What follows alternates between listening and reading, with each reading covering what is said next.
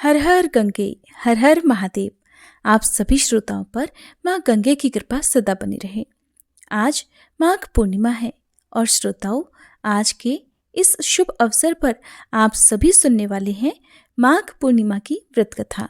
साथ ही आज आप सुनेंगे तुलसी माता की एक बहुत ही सुंदर कहानी भी। इसलिए आप सभी से अनुरोध है कि धैर्य बनाकर बहुत ही संयम और श्रद्धा के साथ इन कथाओं को पूरा अवश्य सुनिएगा और वीडियो को लाइक करके हमारे चैनल को सब्सक्राइब करना मत भूलिएगा। तो चलिए श्रोताओं, अब हम सब मिलकर भक्ति रस में गोता लगाते हैं। उससे पहले आप सभी को माघ पूर्णिमा की हार्दिक शुभकामनाएं। एक समय एक परिवार में ननद और भाभी साथ साथ रहा करती थी। ननद का विवाह अभी नहीं हुआ था। वह तुलसी जी के पौधे की बहुत सेवा करती थी। नियम से तुलसी को सींचती और दीपक जलाती थी। लेकिन उसकी भाभी को ये सारी बातें बिल्कुल भी पसंद नहीं थी। जब कभी उसकी भाभी को बहुत ज्यादा गुस्सा आता, तब वह अपनी ननद को ताना देते हुए कहती कि जब तुम्हारा विवाह होगा तो मैं इस तुलसी को ही बारातियों को खाने को दूंगी और तुम्हारे दहेज में भी तुलसी ही दूंगी। तुम जब देखो तुलसी की ही सेवा करती रहती हो। कुछ समय बीत जाने पर ननद का विवाह तय हो गया। विवाह के दिन भाभी ने अपने कहे अनुसार बारातियों के सामने तुलसी का वह गमला फोड़ दिया जिसकी सेवा उसकी ननद किया करती थी, और तुलसी के पत्ते खाने के लिए कहा। तुलसी जी की कृपा से वह फूटा हुआ गमला कई सारे स्वादिष्ट पकवानों में बदल गया। भाभी ने गहनों के नाम पर तुलसी की मंजरी से बने हुए गहने अपनी ननद को पहना दिए। देखते ही देखते तुलसी जी की मंजरी से बने वो गहने भी सुंदर सोने जवाहरात में बदल गए। इतना ही नहीं, भाभी ने मारे क्रोध के वस्त्रों के स्थान पर तुलसी का जनेऊ रख दिया और वह भी रेशमी और सुंदर वस्त्रों में बदल गया। अब जब ननद अपनी ससुराल में पहुंची तो ससुराल में तो उसके दहेज की बहुत प्रशंसा हुई। ये बात भाभी के कानों तक भी पहुंची। उसे बहुत आश्चर्य हुआ। उसने सोचा कि उसने तो ननद के गहने, कपड़े और जनेऊ तक तुलसी जी के ही रखे थे, तुलसी की मंजरी रखी थी। ये सब जानकर भाभी को बहुत आश्चर्य हुआ। अब उसे तुलसी की पूजा का महत्व समझ में आ गया। उस भाभी की भी एक लड़की थी। वह तब अपनी बेटी से कहने लगी कि बेटी, तुम भी तुलसी की सेवा किया करो, तुम्हें भी तुम्हारी बुआ की तरह फल मिलेगा। वह जबरदस्ती अपनी बेटी से तुलसी की सेवा करने को कहा करती, लेकिन लड़की का मन तो तुलसी की सेवा में लगता ही नहीं था। धीरे धीरे समय बीता। भाभी की लड़की बड़ी हो गई। अब उसके विवाह का समय आ गया। तब भाभी सोचने लगी कि जैसा व्यवहार मैंने अपनी ननद के साथ किया था, वैसे ही अब मैं अपनी बेटी के साथ भी करूंगी, तो ये भी गहनों से लद जाएगी और बारातियों को भी खाने में तरह तरह के पकवान मिलेंगे और ससुराल में भी इसे बहुत मान सम्मान मिलेगा। यही सोचकर भाभी बारातियों के सामने तुलसी का गमला फोड़ देती है। लेकिन इस बार गमले की मिट्टी मिट्टी ही रहती है। मंजरी और पत्ते भी अपने ही रूप में रहते हैं। जनेऊ ने भी अपना रूप नहीं बदला। और जब भाभी ने सभी बारातियों को खाने में तुलसी के पत्ते दिए तो ये देखकर सभी लोग और बाराती भी भाभी की बुराई करने लगे। भाभी ने लालच में आकर अपनी बेटी के दहेज में भी तुलसी के पत्ते और मंजरी आदि रख दिए थे। जब बेटी अपनी ससुराल पहुंची तो वहां पर भी उसकी बुराई ही हुई। भाभी गुस्से के मारे कभी भी अपनी ननद को नहीं बुलाती थी। एक दिन भाई ने सोचा कि मेरी पत्नी तो मेरी बहन को बुलाती नहीं है, क्यों ना मैं ही अपनी बहन से मिलकर आऊं। ये सोचकर उसने अपनी पत्नी से कहा और कुछ उपहार अपनी बहन के लिए ले जाने की बात कही। तो भाभी ने थैले में ज्वार भरकर कह दिया कि ये लो, और कुछ नहीं है, तुम यही लेकर जाओ। तब भाई बहुत दुखी मन से अपनी बहन के पास चल दिया। रास्ते में वह सोचता रहा कि कोई भाई भला अपनी बहन के घर ज्वार कैसे लेकर जा सकता है। यही सोचकर वह एक गौशाला के पास रुक गया और ज्वार का वह थैला उसने एक गाय के सामने पलट दिया। तभी एक ग्वाले ने ये सब देख लिया तब ग्वाले ने आकर भाई से कहा कि अरे, आप गाय के सामने ये हीरे मोती और सोना क्यों डाल रहे हो? इसे तो घास डालनी होती है। तब भाई ने देखा तो वह हैरान रह गया। फिर भाई ने ग्वाले को सारी बात बताई और धन लेकर खुशी खुशी अपनी बहन के घर चल दिया। दोनों भाई बहन एक दूसरे को देखकर बहुत प्रसन्न हो गए। तब बहन ने तुलसी माता से सच्चे मन से प्रार्थना की कि उसकी भाभी को सद्बुद्धि प्राप्त हो जाए और तुलसी माता की कृपा से उनके घर में सुख समृद्धि और धन के भंडार भर जाएं।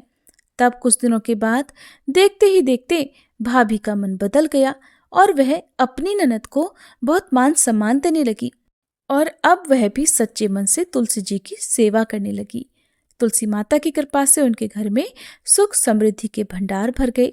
उनके घर में अब कलह क्लेश नहीं होता था और सभी सुख से रहने लगे। प्रेम से बोलिए तुलसी माता की जय। श्रोताओं, अब सुनिए माघ पूर्णिमा की कथा।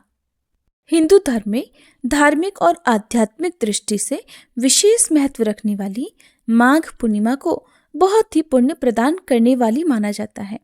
इस दिन स्नान दान का जितना महत्व है, उतना ही महत्व श्री हरि की पूजा करने और कथा सुनने का भी है। पौराणिक कथा में वर्णन मिलता है कि किसी नगर में धनेश्वर नाम का एक ब्राह्मण रहा करता था। उसकी पत्नी रूपवती, पतिव्रता और सर्वगुण संपन्न थी। बस उन्हें दुख था तो सिर्फ इस बात का कि उनकी कोई संतान नहीं थी। यही कारण था कि वे दोनों पति पत्नी हर समय चिंतित रहा करते थे। एक बार उस नगर में एक महात्मा आए। वे नगर के सभी लोगों से दान लिया करते थे, लेकिन धनेश्वर की पत्नी जब भी उन्हें दान देने जाती तो वे उससे कुछ भी लेने से मना कर दिया करते। एक दिन धनेश्वर ने उन महात्मा के पास जाकर पूछा, हे महात्मन, आप नगर के सभी लोगों से दान लेते हैं, लेकिन हे महाराज, आप मेरी पत्नी के हाथ का दान क्यों नहीं स्वीकार करते? अगर हमसे कोई भूल हो गई है तो हम ब्राह्मण दंपत्ति आपसे क्षमा याचना करते हैं। तब धनेश्वर की बात सुनकर महात्मा बोले, नहीं ब्राह्मण देव, तुम तो बहुत ही विनम्र और हमेशा आदर सत्कार करने वाले ब्राह्मण हो, तुमसे भूल तो बिल्कुल नहीं हो सकती। महात्मा की बात सुनकर धनेश्वर हाथ जोड़कर बोला, हे मुनिवर, फिर क्या कारण है कि आप हमसे दान नहीं लेते? कृपया हमें वह कारण बताइए। तब महात्मा जी बोले, हे विप्र, तुम्हारी कोई संतान नहीं है और जो दंपत्ति निस्संतान होते हैं उसके हाथ से भिक्षा लेना अधम या पापी के हाथ से भिक्षा ग्रहण करने के बराबर होता है। तुम्हारे द्वारा दिया गया दान लेने के कारण मेरा तो पतन हो जाएगा। बस यही कारण है कि मैं तुम दंपत्ति से दान स्वीकार नहीं करता।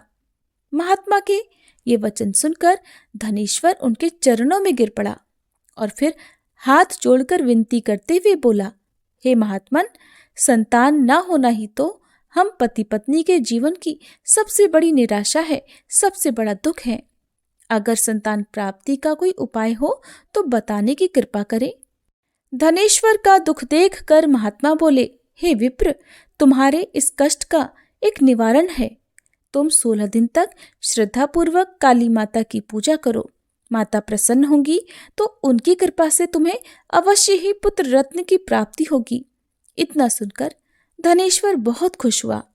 उसने कृतज्ञतापूर्वक महात्मा का आभार प्रकट किया। फिर घर आकर अपनी पत्नी को सारी बात बताई। पति पत्नी को महात्मा जी के द्वारा बताए गए उपाय से आशा की एक किरण दिखाई दी और धनेश्वर मां काली की उपासना के लिए वन में चला गया। तब ब्राह्मण धनेश्वर ने पूरे 16 दिन तक सच्चे मन से माता काली की पूजा की और उपवास रखा।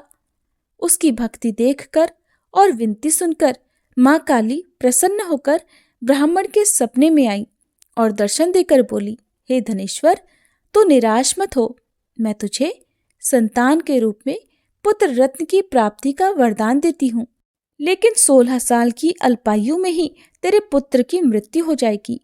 काली माता ने कहा, अगर तुम पति पत्नी मिलकर विधि पूर्वक 32 पूर्णमासी का व्रत कर लोगे तो तुम्हारी संतान दीर्घायु हो जाएगी। प्रातःकाल जब तुम उठोगे तो तुम्हें यहाँ आम का एक वृक्ष दिखाई देगा। उस पेड़ से एक फल तोड़ना और ले जाकर अपनी पत्नी को खिला देना। भगवान शिव की कृपा से तुम्हारी पत्नी जल्दी गर्भवती हो जाएगी। इतना कहकर माता काली अंतर्ध्यान हो गई। प्रातःकाल जब धनेश्वर जागा तो उसे आम का वृक्ष दिखाई पड़ा, जिस पर बहुत ही सुंदर फल लगे हुए थे। वह माँ काली के कहे अनुसार फल तोड़ने के लिए वृक्ष पर चढ़ने लगा। उसने बहुत बार प्रयास किया, लेकिन फिर भी फल तोड़ने में असफल रहा। तभी उसने विघ्नहर्ता भगवान श्री गणेश जी का स्मरण किया और गणेश भगवान की कृपा से इस बार वह वृक्ष पर चढ़कर आम का फल तोड़ लाया। धनेश्वर ने फिर घर आकर अपनी पत्नी को वह फल दिया, जिसे खाकर वह कुछ समय बाद गर्भवती हो गई। पति पत्नी माँ काली के कहे अनुसार हर पूर्णिमा पर दीप जलाते रहे और उपवास रखते रहे। कुछ दिन बाद भगवान शिव की कृपा हुई और ब्राह्मण की पत्नी ने एक सुंदर से बेटे को जन्म दिया, जिसका नाम उन्होंने देवीदास रखा। जब पुत्र 16 वर्ष का होने को आया, तब माता पिता को चिंता होने लगी कि इस वर्ष तो उसकी मृत्यु निश्चित है।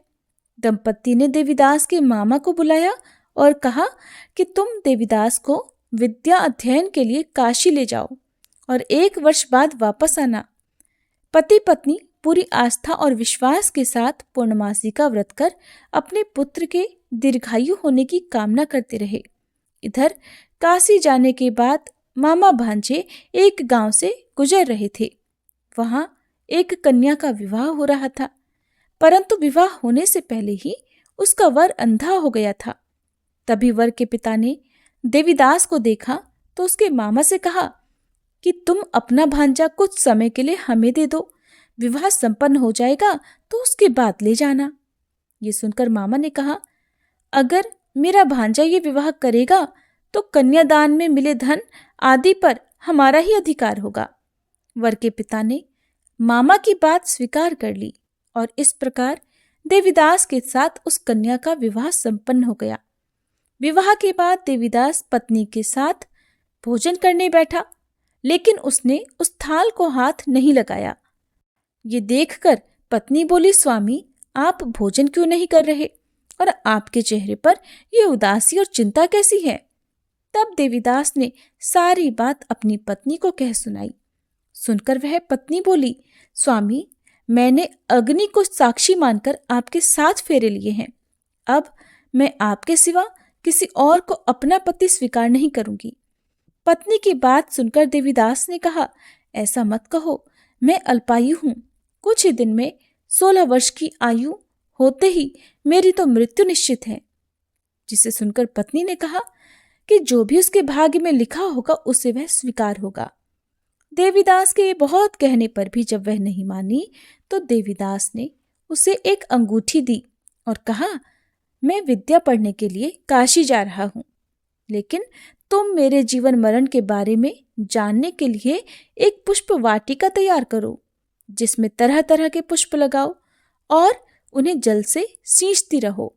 अगर वाटिका हरी भरी रहे, फूल खिलते रहें, तो समझ लेना कि मैं जीवित हूं, और जब ये वाटिका सूख जाए तो मान लेना कि मेरी मृत्यु हो चुकी है। ऐसा कहकर देवीदास काशी चला गया। प्रातःकाल जब कन्या ने दूसरे वर को देखा तो बोली, ये मेरा पति नहीं है, मेरा पति तो काशी पढ़ने गया है। अगर इसके साथ मेरा विवाह हुआ है तो बताए कि रात्रि में मेरे और इसके बीच में क्या बातें हुई थी और इसने मुझे क्या दिया था। ये सुनकर वर बोला, मुझे कुछ नहीं पता। और इस प्रकार पिता पुत्र लज्जित होकर बिना विवाह किए ही वहां से चले गए। उधर एक दिन प्रातःकाल एक सांप देवीदास को डसने के लिए आया, लेकिन उसके माता पिता द्वारा रखे जाने वाले पूर्णिमा व्रत के प्रभाव से वह उसे डस नहीं पाया। इसके बाद काल स्वयं वहां आए और उसके शरीर से प्राण निकालने लगे, जिससे देवीदास मूर्छित होकर गिर पड़ा। तभी वहां पर माता पार्वती जी और शिव जी आए। देवीदास को मूर्छित देखकर देवी पार्वती बोली, हे स्वामी, देवीदास की माता ने 32 पूर्णिमा का व्रत रखा था, उसके परिणाम स्वरूप कृपया आप इसे जीवनदान दे दीजिए। माता पार्वती की बात सुनकर भगवान शिव ने देवीदास को पुनः जीवित कर दिया। इधर देवीदास की पत्नी ने देखा कि पुष्प वाटिका में एक भी पुष्प नहीं रहा। तब वह जान गई कि उसके पति की मृत्यु हो चुकी है और रोने लगी। तभी उसने देखा कि वह वाटिका अचानक फिर से हरी भरी हो गई है। ये देखकर वह बहुत प्रसन्न हुई। फिर उसे पता चल गया कि देवीदास को प्राणदान मिल चुका है। जैसे ही देवीदास 16 वर्ष का हुआ, मामा भांजा काशी से वापस चल पड़े। रास्ते में जब वे कन्या के घर गए तो उसने देवीदास को पहचान लिया और अत्यंत प्रसन्न हुई। धनेश्वर और उसकी पत्नी भी पुत्र को वापस जीवित पाकर प्रसन्नता से खिल गए। पौराणिक मान्यता है कि जो भी स्त्रियां श्रद्धापूर्वक पूर्णिमा का व्रत रखती हैं और कथा सुनती हैं, उन्हें संतान का सुख अवश्य मिलता है, संकट से मुक्ति मिलती है, सभी मनोकामनाएं पूरी होती हैं और उनकी संतान पर आया हुआ संकट भी टल जाता है। ये थी पूर्णिमा व्रत कथा। उम्मीद है आपको ये कथाएं पसंद आई होंगी।